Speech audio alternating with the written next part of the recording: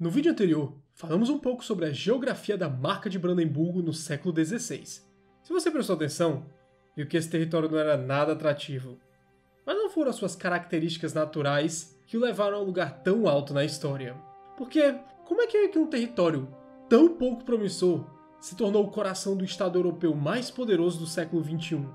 A chave para começarmos a solucionar esse mistério está em compreender a última dinastia a governar essas terras, os Hohenzollerns.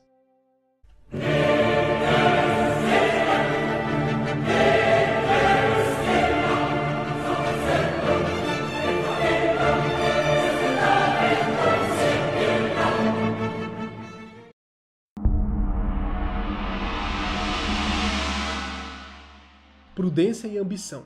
Se houvessem duas palavras que definiriam os Hohenzollerns, essas seriam perfeitas. Eles eram um clã de magnatas germânicos do sul, da região da Francônia, hoje no estado de Bayern. Em 1417, Friedrich von Hohenzollern, o bergrável conde, de uma pequena porém riquíssima Nuremberg, comprou Brandemburgo do seu suzerano, o imperador Sigismund, por 400.000 peças de ouro húngaras. A transação lhe trouxe prestígio e um relativamente vasto território pouco explorado economicamente.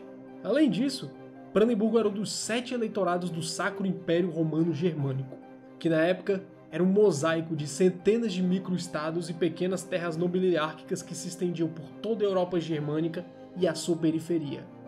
E uma pequena parêntese aqui, pessoalmente eu não gosto muito do uso germânico porque ele é uma criação posterior da historiografia alemã, para separar o período dos imperadores romanos de fato, como Júlio César, e dos imperadores alemães da Era Moderna e da Idade Contemporânea. Dito isso, pessoalmente eu acho que o germânico deveria ser facultativo em português, mas isso é assunto para outro dia. Ao comprar o novo título, ele se tornou Friedrich I, eleitor de Brandemburgo, e entrou para um universo de maquinações políticas, conspirações que há muito desapareceu do mapa da Europa, para a primeira classe da política do Sacro Império Romano. E é impossível analisarmos a ascensão de Brandemburgo sem analisarmos o que era o Sacro Império Romano.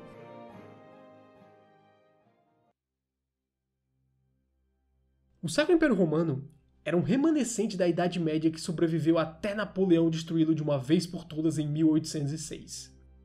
Não era um império no sentido atual da palavra, isso é, um sistema de domínio de um território sobre outros em uma vasta massa de terra, como o Império Britânico, ou o Império Brasileiro, ou até mesmo o Império Americano. Na realidade era um frouxo mosaico de diferentes arranjos legais centrados na corte imperial, que legalmente governava mais de 300 unidades territoriais distintas que variavam em tamanhos e status.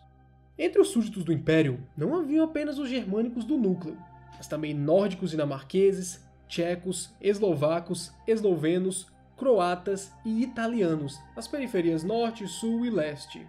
O seu principal órgão de governo era a Dieta Imperial, uma assembleia com emissários que representavam os reinos, principados, arcebispados, os bispados soberanos, condados, marcas e cidades livres imperiais que compunham todo esse império. O Sacro Imperador Romano era quem presidia sobre tudo isso.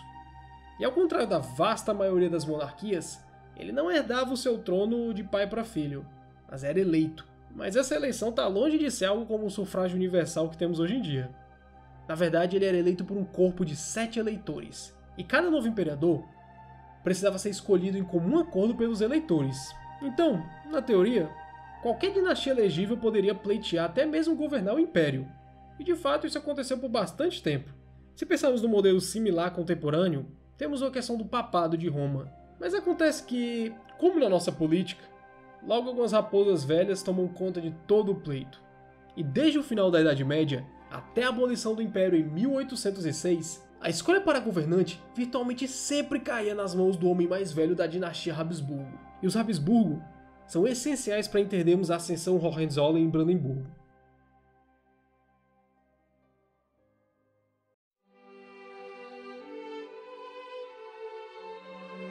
Desde os anos 1520, seguindo uma cadeia de casamentos e sucessões muito afortunadas, principalmente aquelas dos reinos da Boemia e da Hungria, os Habsburgo atingiram grande poder dentro do império. E com essas duas coroas sobre suas cabeças, construíram uma fortuna monumental e se tornaram a dinastia germânica mais rica e poderosa. E era um caminho bem longo para o segundo lugar. As terras da coroa da Boemia incluíam o riquíssimo Ducado da Silésia e os margraves da Lusácia Superior e Inferior, que incluiu todos os principais centros manufatureiros da região. E devemos ficar atentos a essa região porque ela ainda vai ser futuro ponto de discordância. A corte Habsburgo controlava nesse período um conjunto formidável de territórios e um vasto império pessoal. E quando se tornaram eleitores de Brandemburgo, os Franconius van Hohenzollern se juntaram a uma seleta elite de 7 príncipes alemães, que juntos detinham o direito de escolher quem se tornaria o Sacro Imperador da nação alemã. Esse título de eleitor era um ativo de significância gigantesca. Ele otorgava uma proeminência simbólica que não apenas refletia nos ritos cerimoniais das cortes, como também lhe dava acesso a certas vantagens dentro do Império de que outra forma seriam impossíveis e inalcançáveis. Colocava os Hohenzollerns numa posição na qual poderiam periodicamente trocar o voto eleitoral do seu território por concessões e presentes do imperador. Tais oportunidades surgiram não apenas na ocasião de uma eleição imperial, mas em todos os momentos que o atual imperador buscava assegurar vantagens e apoio na eleição do seu sucessor, assim garantindo uma linha dinástica ininterrupta. E eles trabalharam arduamente para consolidar e expandir o seu patrimônio. Houveram pequenas, porém significativas aquisições territoriais aos domínios da dinastia até meado do século XVI. E diferente de outras dinastias alemãs da região, os Hohenzollerns também conseguiram o feito de não terem suas terras divididas ao longo das sucessões. Uma lei conhecida como Dispositio Aquileia, de 1473, assegurou a unidade hereditária de Brandemburgo.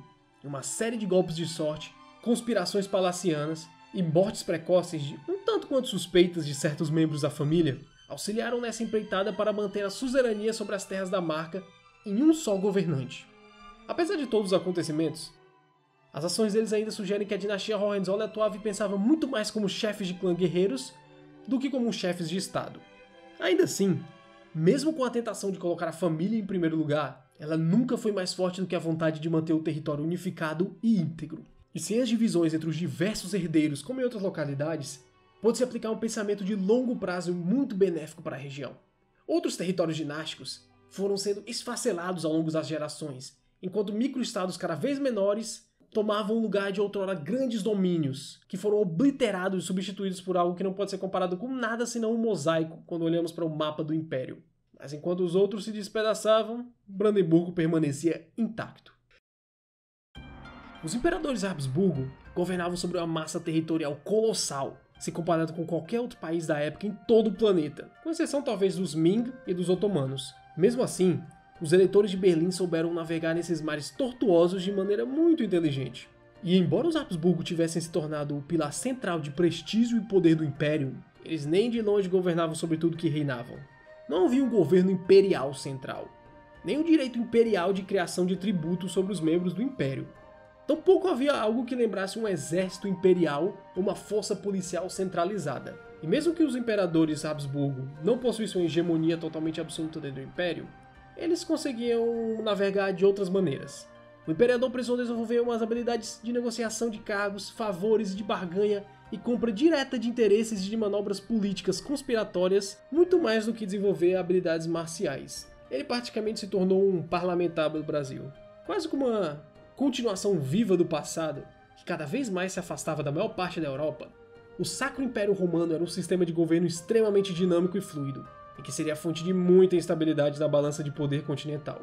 E foi justamente sobre essas circunstâncias que os Hohenzollern puderam, sob a sombra dos Habsburgo, prosperarem, através de vendas de votos, concessão de favores, entregas de territórios. Prosperaram de tal maneira que um dia eles próprios enfrentariam os Habsburgo e se tornariam no lugar desses, imperadores dos alemães.